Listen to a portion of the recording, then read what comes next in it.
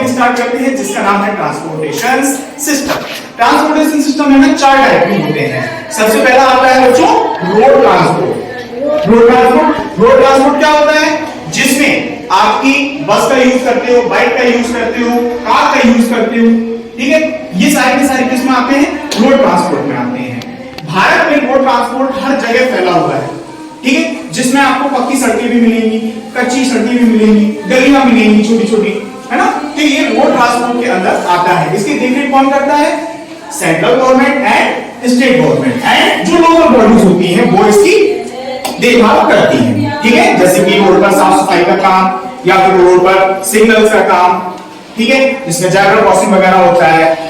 बहुत ज्यादा जरूरी होता है बच्चों क्या कि रोड पर चलते समय हमें कुछ नियमों का ध्यान रखना होता है, ठीक है। जैसे गाड़ियां एक लाइन से चल रही हैं, ये दूसरी लाइन से चल रही हैं। अब यहाँ पर अगर मान के चलो सिग्नल लगा हुआ है तो रेड सिग्नल का मतलब क्या होता है कि हमें रुकना है, गाड़ियों को रुकना है। और गाड़ियां कब है ना बेटा चलती हैं? जब सिग्नल ग्रीन हो जाता है, ठीक है बच्चों।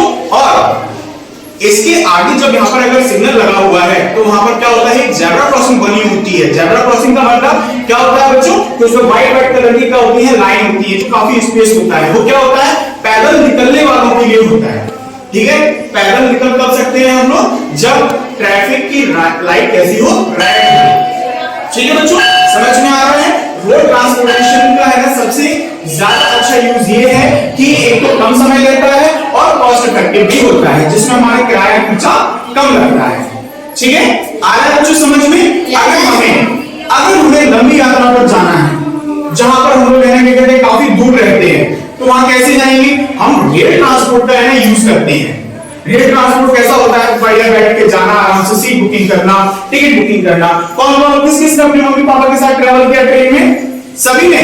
अरे वाह, ठीक है, हैंड डाउन करिए, बहुत बढ़िया। तो आपने देखा होगा पापा मम्मी जब भी हमें ना कहीं ले जाते हैं ट्रिप पर तो सबसे पहले वो लोग क्या करते हैं? टिकट लेते हैं, है ना। लेते हैं कि नहीं लेते हैं? और टिकट लेने से पहले है ना घर वाले हम पूरी तैयारी करते हैं कि हमें कहाँ जाना है, कैसे रेडी होना है ना, कितने दिन रुकने वाले हैं वहां पर, वो सारी चीजें देखते हैं।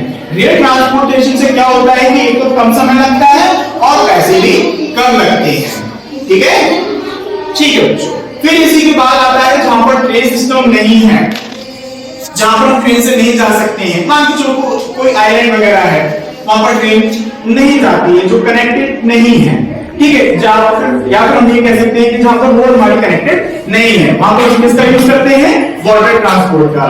वाटर ट्रांसपोर्ट में कैसे हम लोग यूज करते हैं? देखिए बच्चों, हाँ, शिप्स, जिसमें क्या होता है कि हम लोग बैठ करके है ना उसमें जाते हैं, ठीक है, बैठ करके जाते हैं। साथ ही साथ में इसमें अपने साथ लाने वाली जो चीजें होती हैं उनको कार्गो शिप्स भी बोलते हैं, है ना।